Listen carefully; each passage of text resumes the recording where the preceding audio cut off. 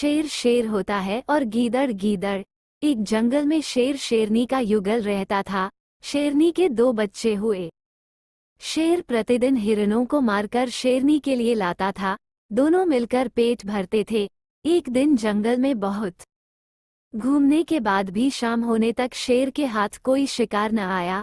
खाली हाथ घर वापस आ रहा था तो उसे रास्ते में गीदड़ का बच्चा मिला। बच्चे को देखकर उसके मन में दया आ गई। उसे जीदे थी अपने मुख में।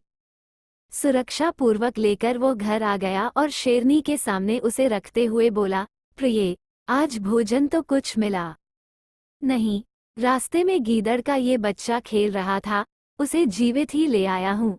तुझे भूख लगी है तो इसे खाकर पेट भर ले, कल दूसरा शिकार लाऊंगा। शेरनी बोली, प्रिय, जिसे तुमने बालक जानकर नहीं मारा, उसे मारकर मैं कैसे पेट भर सकती हूँ। मैं भी इसे बालक मानकर ही पाल लूंगी। समझ लूंगी कि यह मेरा तीसरा बच्चा है।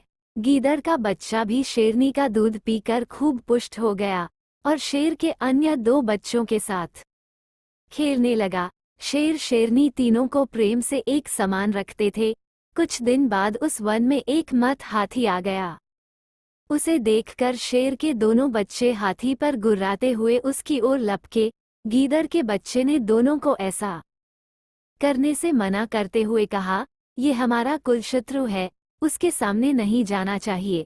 शत्रु से दूर रहना ही ठीक है। ये कहकर वो घर की ओर भागा। शेर के बच्चे भी निरुत्साहित होकर पीछे लौट आए। घर पहुंच कर शेर के दोनों बच्चों ने माँ बाप से गीदड़ के बच्चे के भागने की शिकायत करते हुए उसकी कायरता का उपहास किया।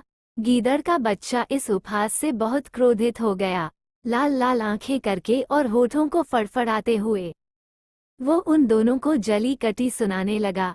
तब शेरनी ने उसे एकांत में बुलाकर कहा कि इतना प्रलाप करना ठीक नहीं। वे तो तेरे छोटे भाई हैं, उनकी बात को टाल देना ही अच्छा है।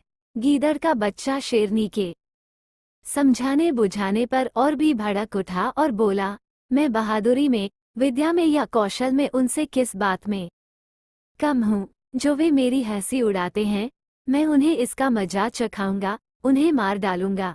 ये सुनकर शेरनी ने हंसते हंसते कहा, तू बहादुर भी है, विद्वान भी है, सुंदर भी है, लेकिन जिस कुल में तेरा जन्म हुआ है उसमें हाथी नहीं मारे जाते। समय आ गया है कि तुझसे सच बात कह दी देनी चाहिए।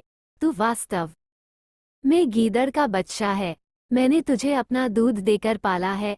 अब इससे पहले कि तेरे भाई इस सच्चाई को जाने, तू यहाँ से भागकर अपने स्वजातियों से मिल जा, अन्यथा वह तुझे जीता नहीं छोड़ेंगे। ये सुनकर वह डर से कांपता हुआ अपने गीदड़ दल में आ मिला।